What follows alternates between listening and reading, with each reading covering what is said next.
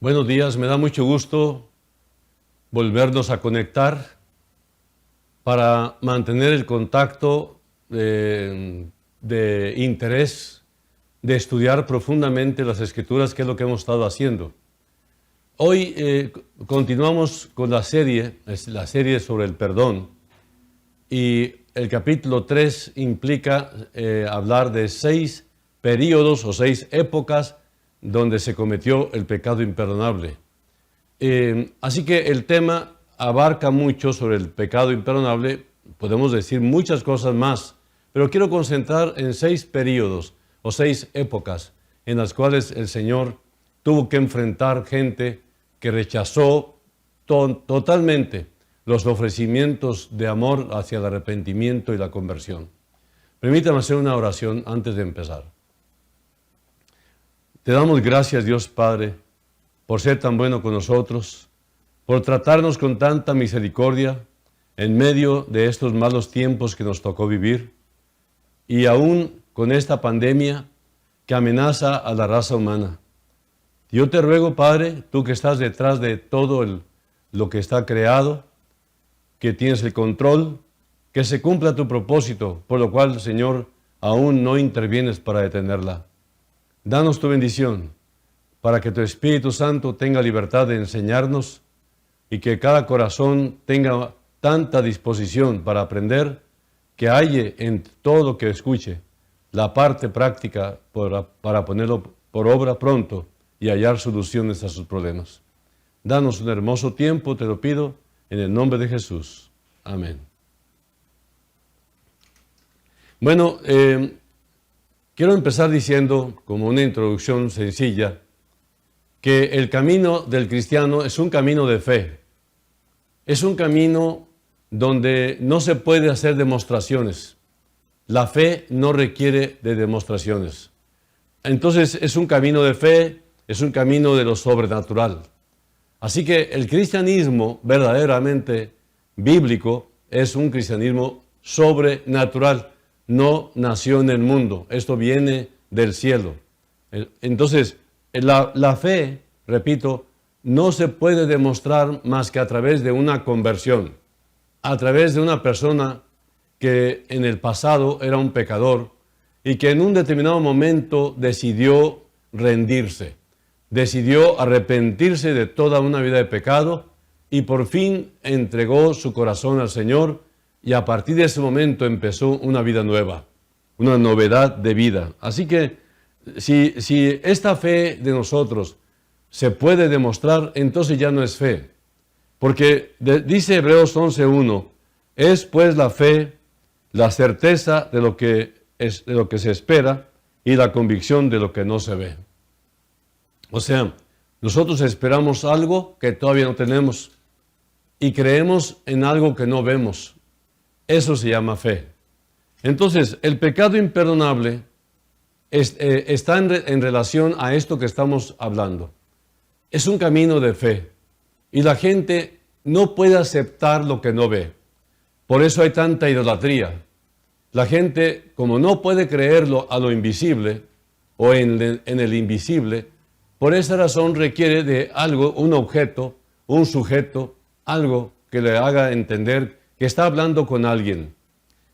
Pero en la Biblia nos enseña que nosotros creemos por fe, es decir, sin verlo, creemos que aquí está presente, que en este momento nos está dirigiendo, que Él está dándonos a confiar su palabra. Entonces, el pecado imperdonable está en relación con el plan de Dios para la salvación. Dios solamente ha tenido un solo plan de salvación, uno solo. Y en cada época los hombres se han acostumbrado a rechazar, incluso sistemáticamente, a Dios después de tan grandes oportunidades para ser salvos. La juventud siempre sale de las universidades con un concepto de ateísmo. Es decir, ellos realmente aceptaron lo que sus maestros incrédulos les inyectaron en su cerebro, les lavaron el cerebro y les empiezan a meter ideas, por ejemplo, que la Biblia es anacrónica, que la Biblia no tiene nada que ver con los tiempos modernos, que la Biblia está obsoleta, y un montón de cosas y conceptos que hablan de la Biblia y que está llena de contradicciones. Sin embargo, yo te puedo decir que si tú le preguntas a un maestro, maestro, ¿ha leído usted la Biblia? Él te va a decir que sí, pero está mintiendo. Porque si ciertamente ha leído la Biblia, entonces él te puede demostrar dónde está una contradicción, lo cual no lo va a hacer porque nunca la ha leído. Entonces, por ejemplo, Abel fue salvo por fe. Él ofreció un cordero y este fue el testimonio de su fe en el Cordero de Dios, Jesús. ¿No? Entonces, la ira asesina de Caín fue su reacción ante el llamado del Espíritu Santo mismo que llamó a Abel. O sea, realmente Abel obedeció a la misma orden, pero Caín desobedeció. ¿Cuál fue el concepto del ofrecimiento de Dios hacia los dos? Uno obedeció sin ver, el otro desobedeció porque quería ver. Hemos visto este tipo de reacciones muchas veces, todo el tiempo. La gente no acepta lo invisible, pero tenemos la parte visible en la que es la Escritura. Todo aquel que lee la Biblia oye a Dios. Todo aquel que ora a Dios, Dios lo oye. Entonces, la manera de comunicarnos con Dios es a través de la oración y la manera en que Dios se comunica con nosotros es a través de la palabra. Entonces, aquí hay una relación entre el Señor y nosotros.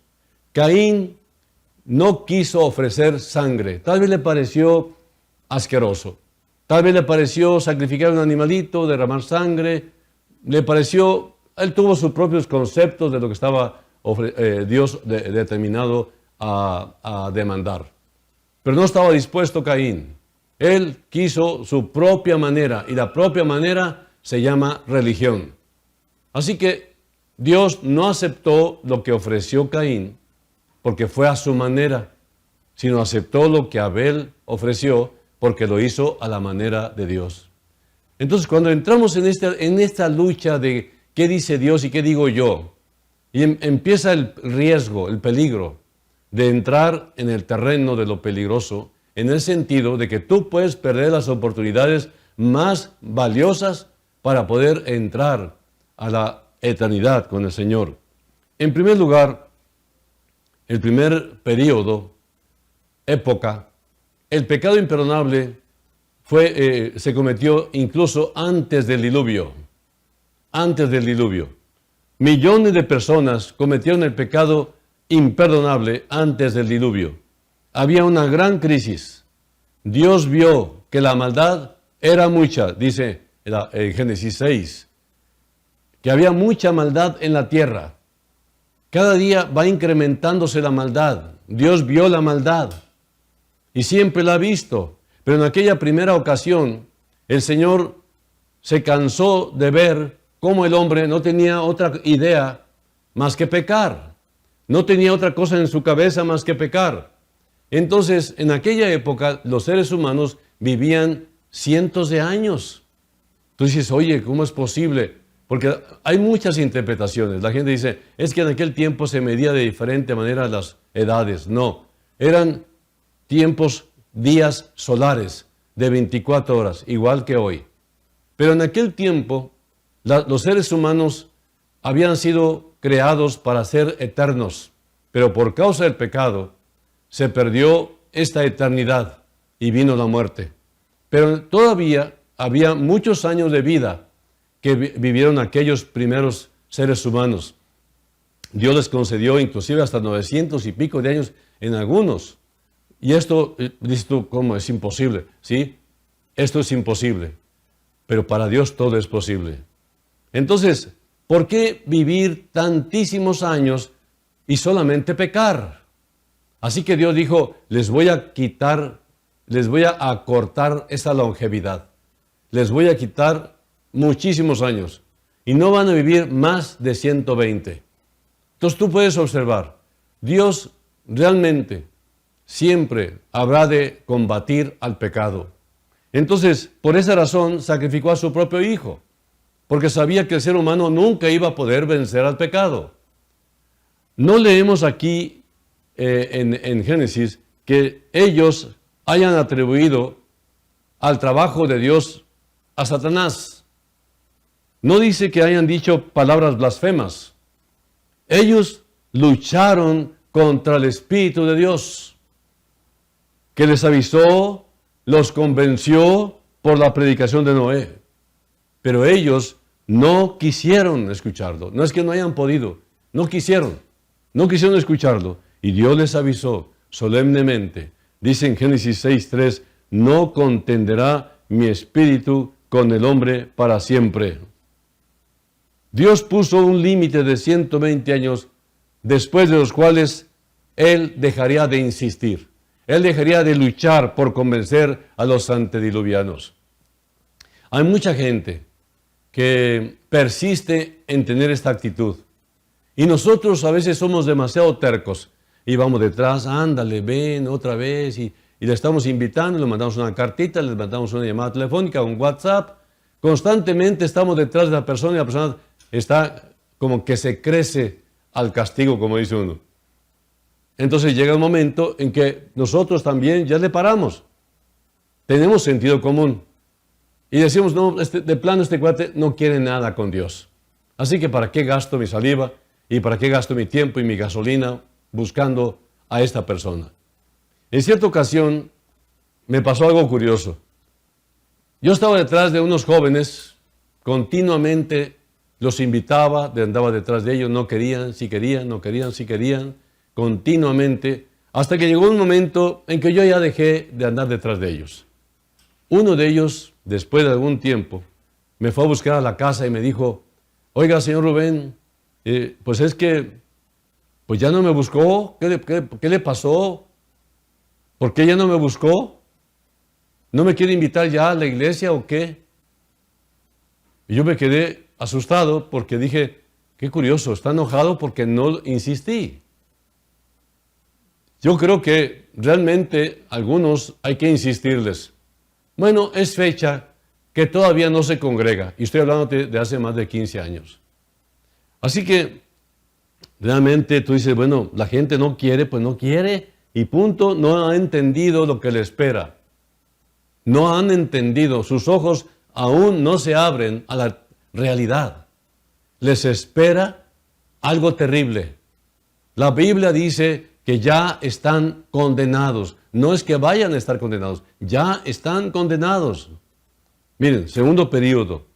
El pecado imperdonable en esta segunda época es después del diluvio. O sea, ya fue el diluvio. Ya se murieron todos ahogados. Y nada más los que estaban dentro del arca se salvaron. El arca representa la salvación en Cristo. Y Noé, su esposa, Sem, Cam y Jafet, los hijos de él, y las esposas, solo 8 personas de aquella humanidad se salvaron, porque son los que entraron al arca con muchas preguntas tal vez, quizás hasta con ciertas dudas, pero con la fe de que si nos están invitando a que nos metamos porque va a venir un diluvio, pues mejor nos metemos incluso por aquello de las dudas. Pero ellos se metieron por la fe de su padre. Y los demás lo tacharon de loco, como que estaban demente, ¿no? Entonces, después del diluvio, leemos de nuevo que otros cruzaron la frontera de la misericordia de Dios. Y Dios los abandonó a su suerte.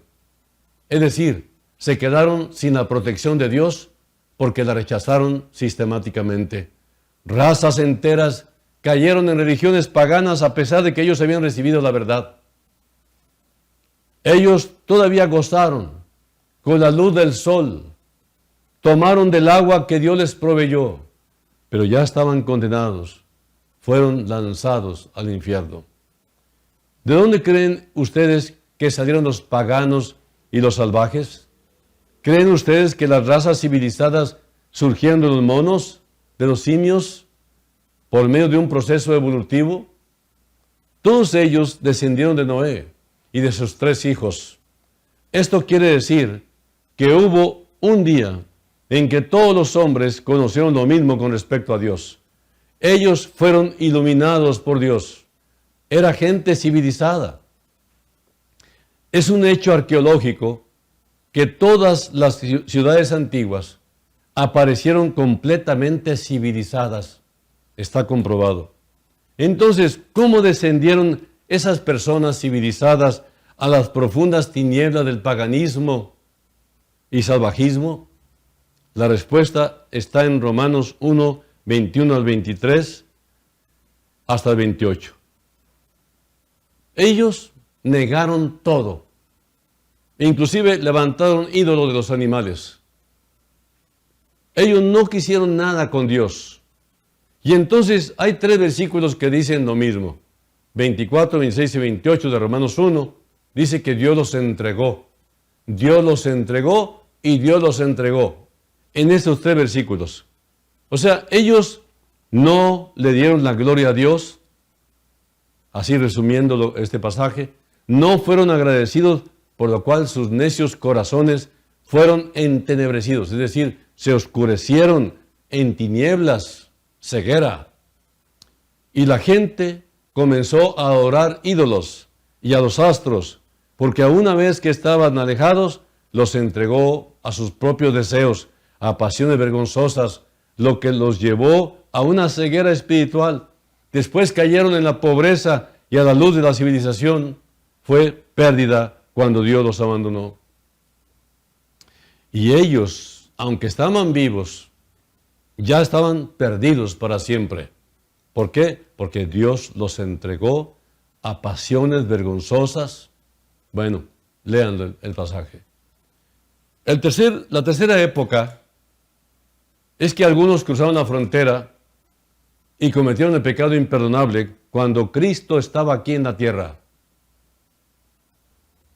Dice la palabra que Jesús hizo muchos milagros, sanó cojos, sordos, mudos. Cuando hablaba, la gente se quedaba maravillada y los fariseos quedaban avergonzados.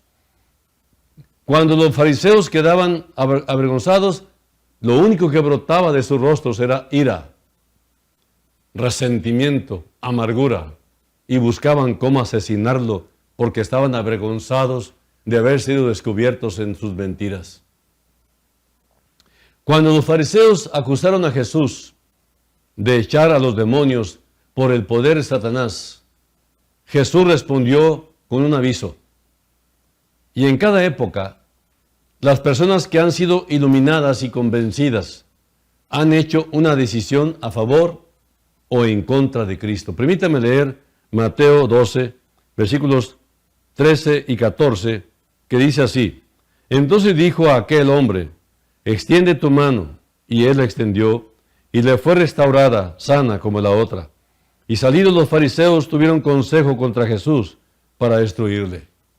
¿Se fijan? Había demostraciones, había prodigios y milagros, sanidades, resurrección de muertos, había maravillas, y aún así no pudieron creer. Tenían un espíritu de ceguera, demonios que los habían dejado ciegos para no creer a la verdad y creer más bien a la mentira. En esta acusación de los fariseos no fueron las palabras contra el Espíritu Santo. No dijeron blasfemias, sino que lo que Jesús condenó fue lo que ellos pensaban en su corazón. Ahí en el versículo 25, dice, sabiendo Jesús los pensamientos de ellos, les dijo, todo reino dividido contra sí mismo es asolado, y toda ciudad o casa dividida contra sí misma no permanecerá. Entonces, las palabras blasfemas, todos los cristianos en su vida pasada las decían. ¿Cómo es posible que sean salvos si decían palabras blasfemas? Lo que pasa es que no son las palabras blasfemas los que hacen que se cometa el pecado imperdonable, sino el rechazo sistemático, constructivo permanente, habitual, en contra de los ofrecimientos de amor que el Espíritu Santo hace para que vengan al arrepentimiento.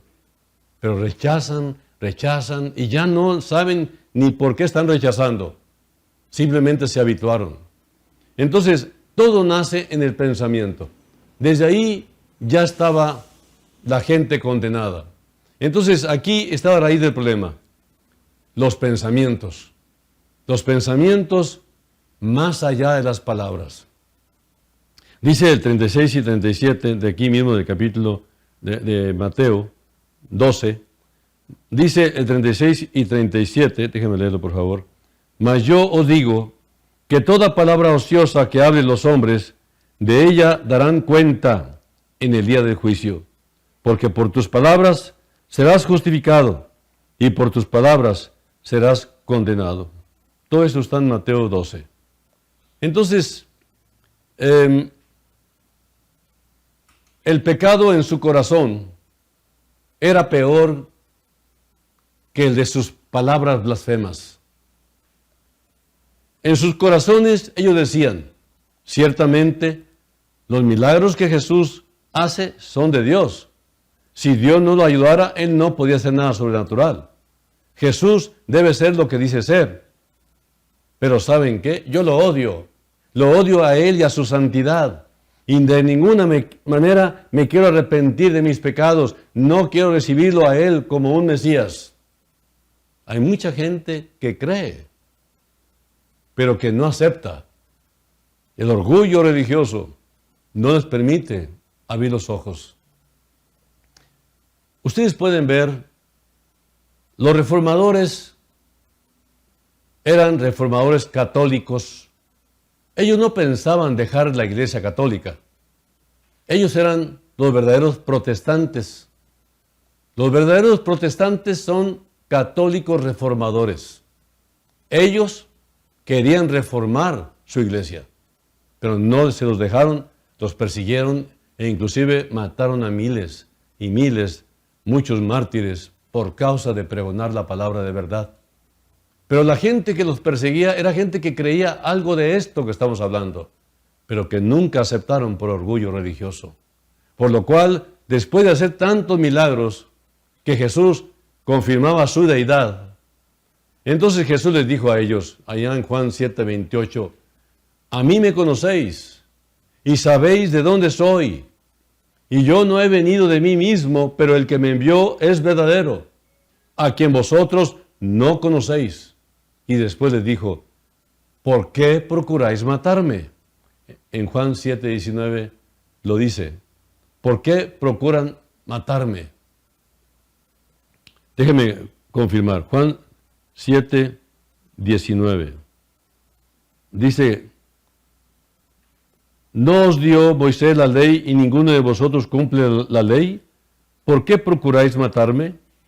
Bueno, ellos fueron movidos profundamente, fueron convencidos, fueron iluminados inclusive por la palabra que Jesús predicaba, pero definitivamente rechazaron a Cristo, existiendo en su corazón una ira asesina, un odio escondido, lleno de amargura, y esto conduce al hombre a una indiferencia y lo lleva a un punto donde ya no se puede escoger. Todavía existen muchos milagros, y los hombres todavía siguen rechazando al Espíritu Santo. Pero no es necesario que haya milagros para cometer este pecado, porque Noé predicó y no hubo un solo milagro. Y la gente no quiso escucharlo, hasta que llegó el día en que Dios los abandonó a su destino. Tampoco habla de milagros en el aviso a los hebreos, tampoco en Romanos 1, no se dice que haya habido un milagro. Y ahí dice que Dios los entregó. ¿Tú quieres vivir de una forma antinatura? Llega un momento en que Dios ya no te insiste en que camines en lo natural, en lo que es correcto. Entonces te entrega a tus pasiones vergonzosas. Tú que has sido por mucho tiempo objeto de la misericordia de Dios, un día puedes estar en peligro de cometer el pecado imperdonable. Tu amor por el pecado puede llevarte a ofender al Espíritu Santo y rebelarte contra Dios para siempre. Es una decisión definida, única y para siempre. Será tu último rechazo. Faraón fue al infierno simplemente por negarse a dejar salir a Israel. La Biblia nos dice que él se levantó contra Dios, por lo cual Dios lo puso como un ejemplo que concluyó con su muerte. El que mandó a Moisés con Faraón fue el que dijo, yo soy. Jesús dijo en Juan 8:58, antes que Abraham fuese, yo soy. Faraón llegó a entender, por medio de las señales milagrosas, que él estaba rechazando a Cristo, y aunque seguramente pensó que era una teología muy oscura, él se enfrentó a una crisis de un pecado, rechazar al Señor, rechazar a Cristo. Faraón tuvo una excusa tras excusa. Siempre tuvo excusas. Pide tiempo y más tiempo. Luchó contra Dios. Provocó que Dios mandara varias plagas hasta que llegó a la conclusión definida y dijo a Moisés, ¿sabes qué? Retírate de mí. Ya no te quiero ver. Guárdate de que no veas más mi rostro, porque en cualquier día que vieras más mi rostro, morirás. Y Moisés le respondió, bien has dicho, no verás más mi rostro, y yo no veré más tu rostro. Bueno, literalmente dice, bien has dicho, no veré más tu rostro. Y el Espíritu de Dios no le volvió a hablar porque fue entregado al pecado imperdonable. Y Faraón, con ese odio que tenía en su corazón contra Dios, siguió a los judíos hasta el Mar Rojo, enfurecido, donde fue destruido junto con su ejército. Allá en Éxodo 14:28 lo dice. Ahora, la cuarta época es que algunos cruzaron la frontera durante el ministerio de los apóstoles. En Hebreos 6, 4 al 6, en este pasaje se nos menciona el ministerio del Espíritu Santo. Dice literalmente, porque es imposible que los que una vez fueron iluminados y gustaron del don celestial, y fueron hechos partícipes del Espíritu Santo, y asimismo gustaron de la buena palabra de Dios y los poderes del siglo venidero, y recayeron, sean otra vez renovados para arrepentimiento, crucificando de nuevo para sí mismos al Hijo de Dios y exponiéndole al vituperio. Subrayo el punto donde dice que participaron del Espíritu Santo. Es decir, que esas personas, por estar junto a los creyentes, recibieron bendiciones y cierto grado de iluminación, pero el Espíritu Santo no moraba en ellos. En tu familia, muchos no son creyentes, pero están siendo iluminados por tu testimonio. El Espíritu Santo en tu vida, transformando tu vida. Y aunque no te permiten predicar, y aunque no te permiten enseñar la palabra, ellos ven tu cambio. Eso es iluminarlos a ellos también. Por eso dice el Señor, por lo cual no tienen excusa. También gustaron o conocieron la palabra de Dios y vieron manifestado su poder por medio del trabajo de Cristo a través de los creyentes. Nuestras vidas transformadas hablan mucho. Por eso, cuando un cristiano cae, se hace mucho escándalo y la gente busca cómo decir que todos los cristianos son iguales y empiezan a usar la escoba muy grande para decir que todos en general son iguales que este. El problema es que no saben que el creyente que cayó se va a levantar, va a ser restaurado tarde o temprano a la comunión del Señor.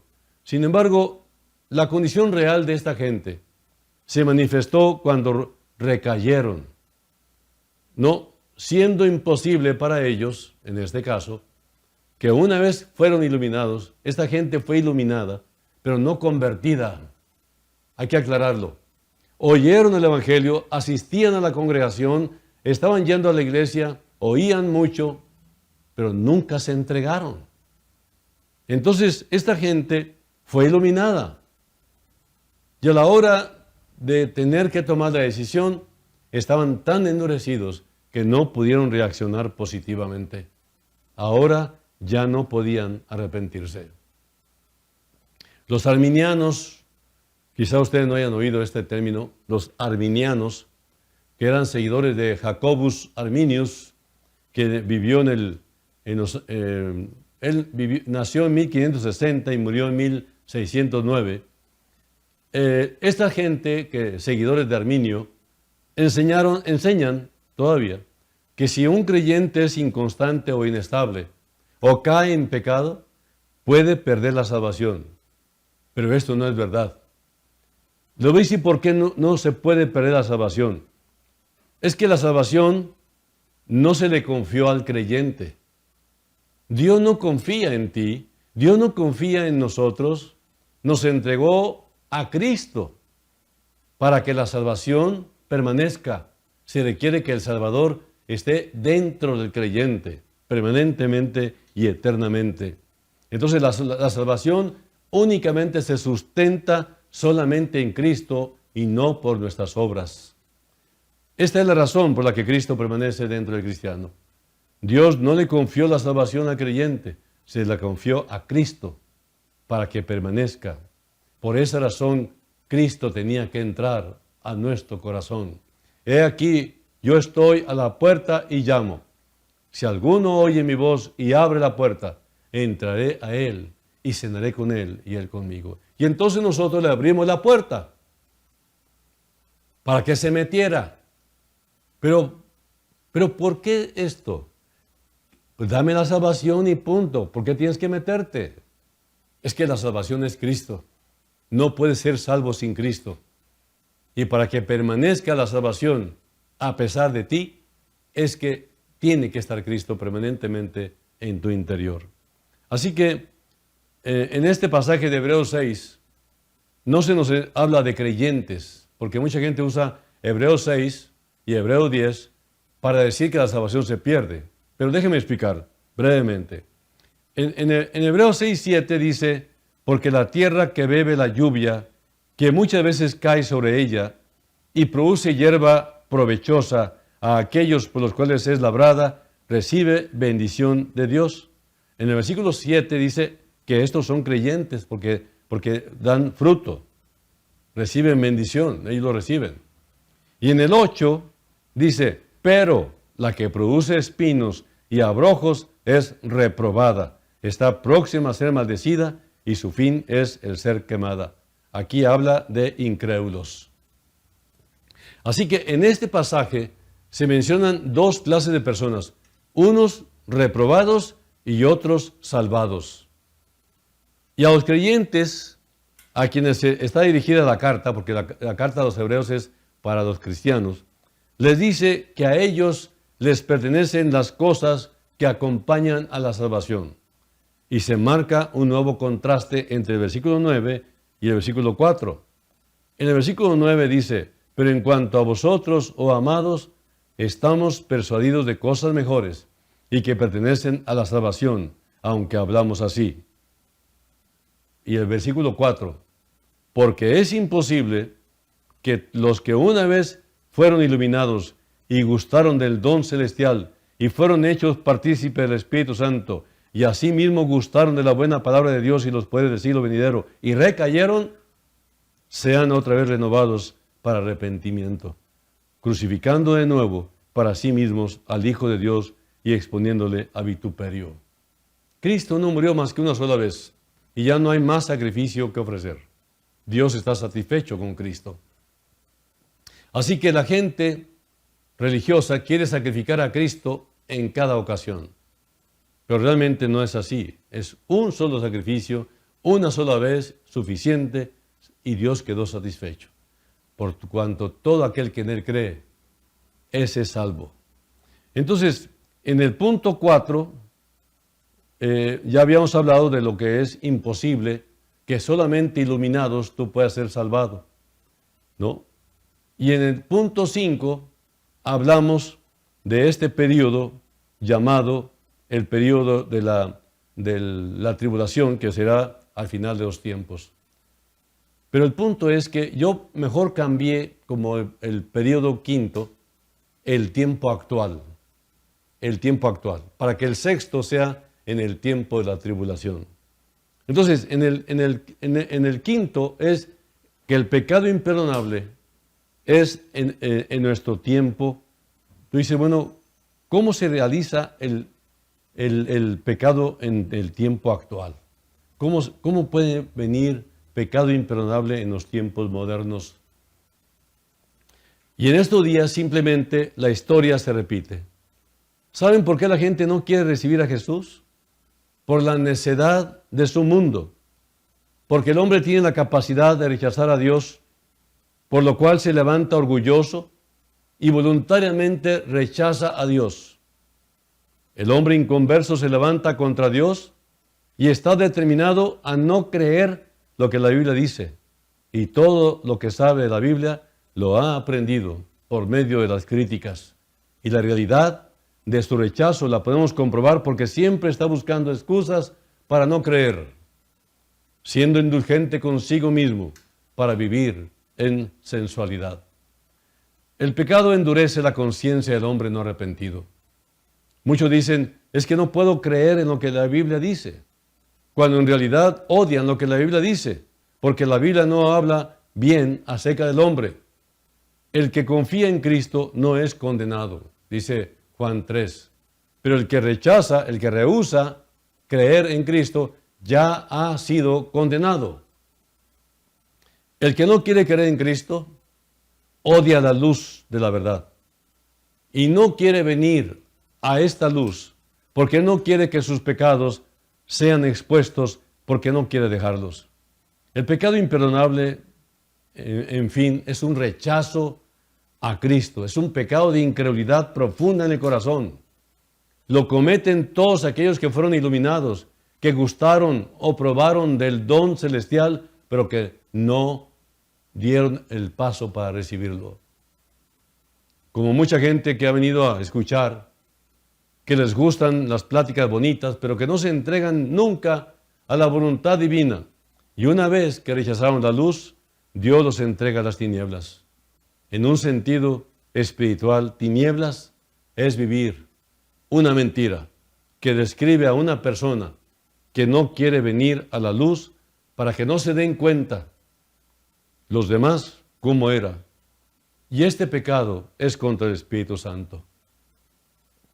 Jesús conoce sus pensamientos. Por eso leímos en Mateo 12, 25, déjenme leerlo otra vez.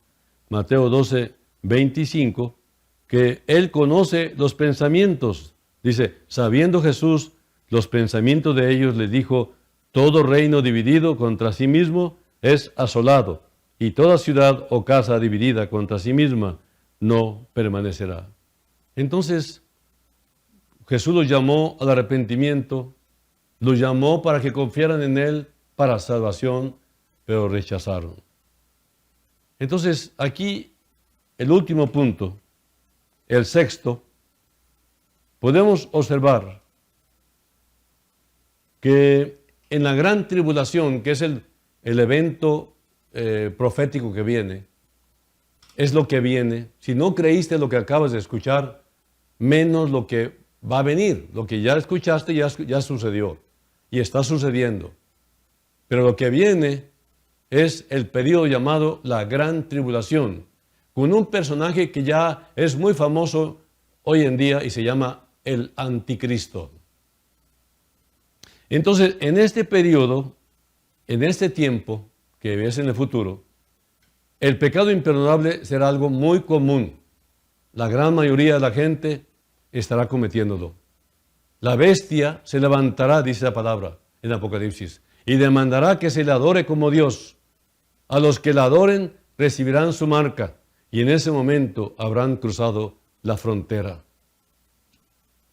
Déjenme leerlo en Apocalipsis 14, versículos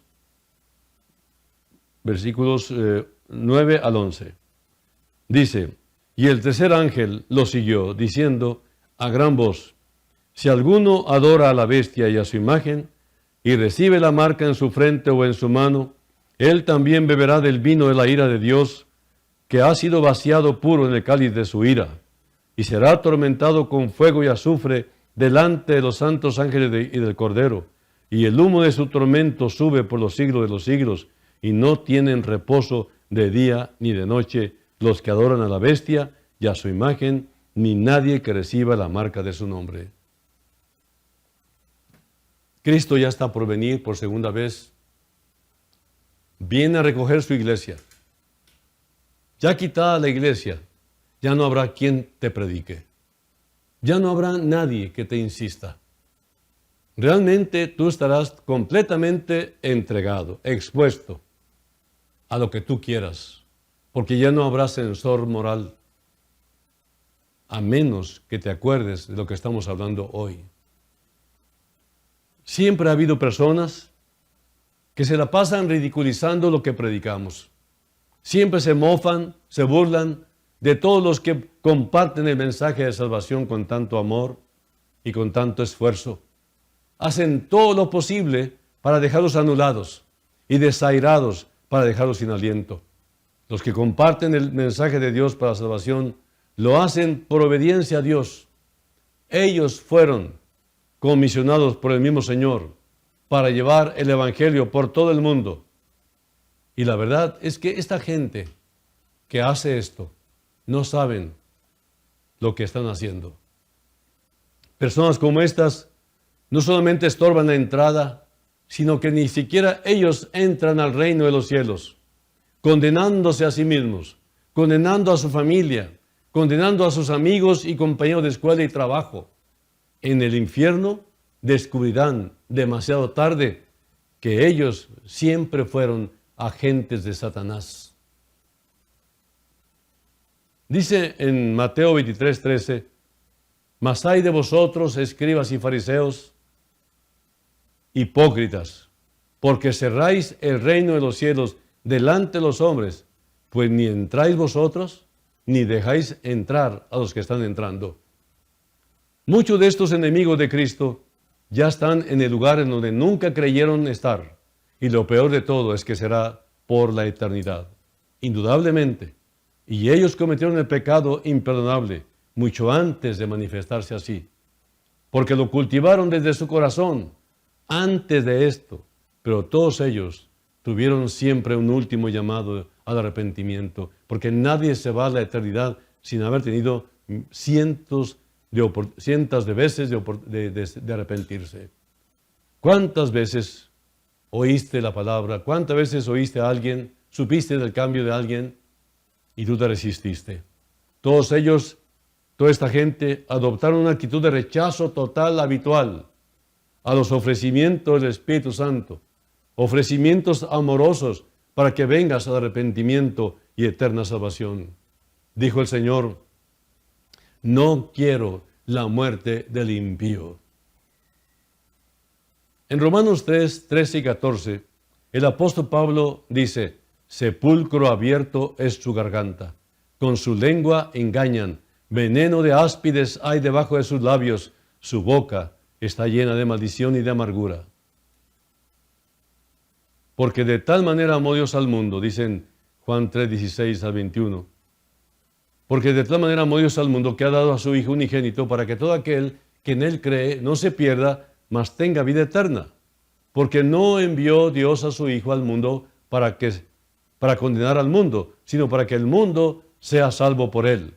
El que en Él cree no es condenado, pero el que no cree ya ha sido condenado, porque no ha creído en el nombre del unigénito Hijo de Dios. Y esta es la condenación, que la luz vino al mundo, y los hombres amaron más las tinieblas que la luz, porque sus obras eran malas, porque todo aquel que hace lo malo aborrece la luz y no viene a la luz para que sus obras no sean reprendidas. Mas el que practica la verdad viene a la luz para que sea manifiesto que sus obras son hechas en Dios. Y por último, en Romanos 2:5, pero por tu dureza y por tu corazón no arrepentido, atesoras para ti mismo ira para el día de la ira y de la revelación del justo juicio de Dios. Quiero terminar diciéndote lo siguiente. Tal vez tú te preguntas, ¿cómo sé si yo no he cometido el pecado imperdonable? Mira, la mejor prueba es que estás escuchando este mensaje. Tú sabías que se iba a predicar la palabra de Dios. Y el hecho de que estás oyendo, sentado ahí, oyendo lo que estoy hablando, revela que tú no has cometido el pecado imperdonable. Cuando yo estaba en Guatemala en una campaña predicando, yo recuerdo que la gente me escuchó este mismo mensaje y había personas sentadas en el borde de la silla, asustadas. Y entonces fue cuando se me ocurrió preguntar, ¿quieres saber si cometiste pecado imperdonable? Y ellos casi al mismo tiempo dijeron, sí, queremos saberlo. Y les dije, pues ninguno de ustedes ha cometido el pecado imperdonable.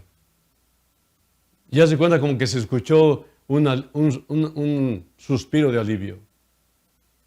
Es que la gente que cometió el pecado imperdonable no quiere nada de Dios, no quiere la palabra, no quiere estar cerca de alguien que habla. Rechazan. Saben que ahí viene el que habla de Cristo, le sacan la vuelta. Ay, por favor, no toques el tema, porque este cuate, una vez que empieza a hablar de esto, no lo para nadie. Y esa gente se está preparando para cruzar la frontera de la misericordia de Dios, quedando expuestos al infierno eterno.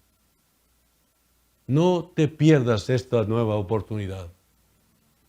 Dios te dice de nuevo, pero por tu dureza y por tu corazón no arrepentido, atesoras para ti mismo ira para el día de la ira y de la revelación del justo juicio de Dios. Dios es amor, sí, Dios es amor. Por eso ama la justicia. Y Él ajustará cuentas a cada uno. Hoy dice, venid a mí todos los que estáis trabajados y cargados, y yo os haré descansar. Pero mañana dirá, aléjate de mí, ni te conozco. Hoy es Salvador, mañana es el juez. Ven a Cristo de una vez por todas y no tientes la idea de que no es cierto lo que estoy diciendo, porque es palabra de Dios, es lo que Dios dice en su palabra. Vamos a orar. Dios bendito, gracias por este conocimiento. Este conocimiento nos deja sin excusas. Nos ayuda a comprender nuestra verdadera condición. Y queremos, Señor, decirte que queremos tomar una decisión, pero todavía seguimos con las luchas internas, luchas de incredulidad. Todavía hay algo que se opone.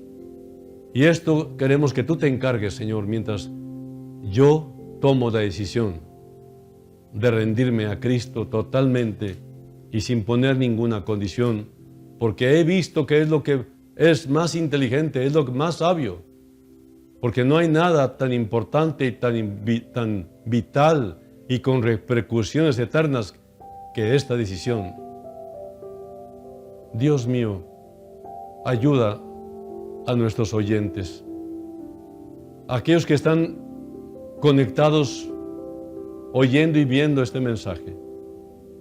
Te ruego por ellos que les ayudes a creer, que les ayudes a tomar esta decisión, diciéndote, me arrepiento, Señor, de todo pecado.